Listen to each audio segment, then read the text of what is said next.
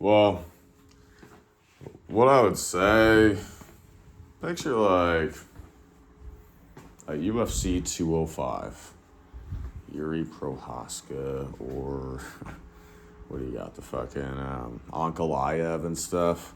Okay, so watch these guys. I'm talking about NFL tight end breaking tackles down the field with a UFC 205 or UFC 185.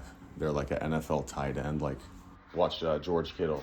So if you're Duplessis, I'm like, well, watch the NFL, George Kittle. Like, tell me you don't match up to his. Tell me you can't also do what he does.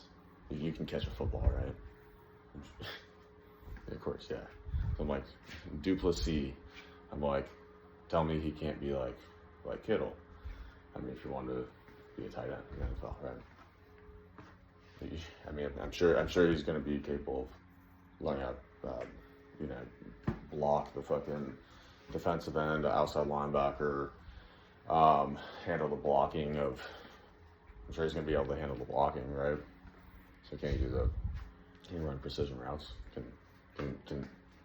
He's going to be able to learn that. He's going to be able to learn mixed martial arts to the highest level there. So I'm like, well, what would be the difficult part? I'm like, just like the running. I mean, but isn't he going to be able to learn that? Can't he match like George Kittle basically? But it's like the so what they do in the UFC is like they're able to stay standing. So this is like the carryover. The fact that you're withstanding, this is what you have to do. Obviously, you have to try to stay on your feet. Yeah, but the key skill carryover is like in the NFL, the running back. So if you're shorter, that's running back, maybe like 5'8" or 5'10" or something like that. And maybe running back is this thing. Okay, because you're gonna be able to stay standing.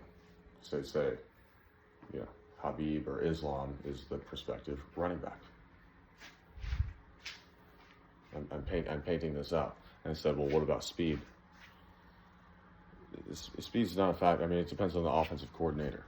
I'm talking from the perspective of like Mike Martz or like Pete Carroll or Jim Harbaugh is like an offensive coach who's good. Meaning like it's up to us to create the lanes. It doesn't really matter like the speed factor, like if they run a 4.3 or a 4.7. It's like not really. It's more like an orchestra. It's more like the timing of when the blockers create certain lanes at certain times. It's not really like that. The runner can run like Le'Veon Bell. He's not running a 40-yard dash when he gets the ball. Le'Veon Bell's not running a 40-yard dash when he gets the ball. Yeah, so he's timing the fucking thing. Like he's playing basketball and stuff like that. Yeah, so it's like it's up to the offensive coordinator and stuff like that, offensive line coach and stuff like this to be timing this stuff like a melody, like an orchestra. So yeah, these offensive line, blockers are, sifting through like it is a composition and stuff like that, and you propose this to these NFL coach networks, and they're like, well, we want this guy to look at our offensive line structure of how you're timing that. I'm like, well, I mean, the best example you can find is going to be USC Trojans, 03 to 06, St. Louis Rams, 01 to 03, show on turf. You're talking about those as like spreading out the line and like having a good like melody and orchestra of like your offensive line and forming the lanes for the running backs when they do run the ball, and the passing game, it works with the running game. It's all sinking in well. One example's on college, but it's a high enough level to be able to observe it. And then one of them is in, the NFL, and it's like both showing like how things are so spread out with the timing of the offense, and you have the balance between running backs and running back and wide receivers and quarterback and throwing all these things. So then that means like coaching. That means like you may end up being an offensive coordinator. I mean, you got to grow into these things. They're public spotlight type of things. So I think they need you to be like media trained and stuff like this. It's like consideration you have to be like walking at the pace that these people walk and be talking. So that's just going to take like 3 years to observe it, or you just start at fucking Division 3. Like, I just coached the Division 3 basketball. Well, I coached the Division 3 basketball, and I'm just like talking to the point guards. I'm talking to the guards. So I'm coaching D3 basketball here in the indoor gymnasium, and they're respecting me. They're calling me coach and everything.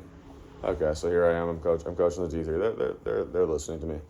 Okay, because they're saying I have metrics, I have motivation. So when it comes down to it, he's giving us the right view. He's kind of putting us in control here, but he's going to say the right things at the right times. So I say, okay, well, guard, I need you to just get in the paint. And I'm talking to the guard here. I'm talking to the PG. This guy's going to be my quick, shifty point guard.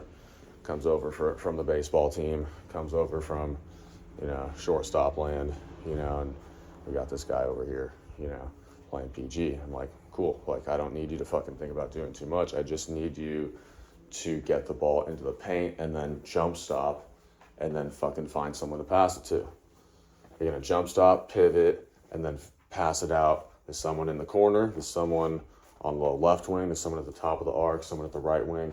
Someone in the other corner. There's someone somewhere. Okay, so there's someone somewhere. So that's basically all it is. There's not really, I can't tell you where they're going to be, but there's going to be someone out there by the perimeter. And I said, well, this is all it takes. I'm telling you how the basketball runs for you.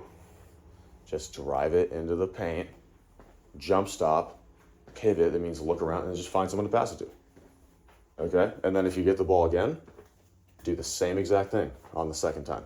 Drive it in the paint, jump stop, pivot, and then now you might even have a shot. And I say, your shot is this. You're going to turn around, pivot. It's like a bank shot off the glass. It's really easy.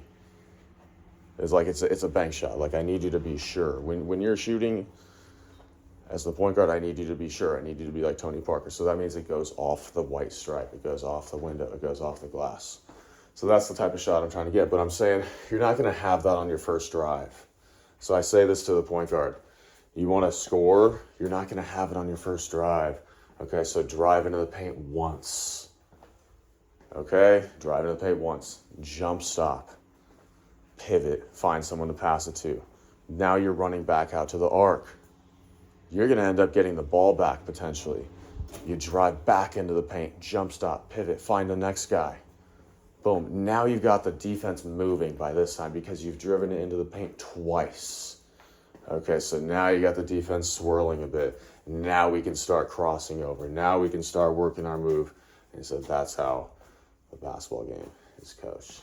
The point guard drives it in the paint 2 times, back around, and then by that stage, you got the defense swirling. You have many options.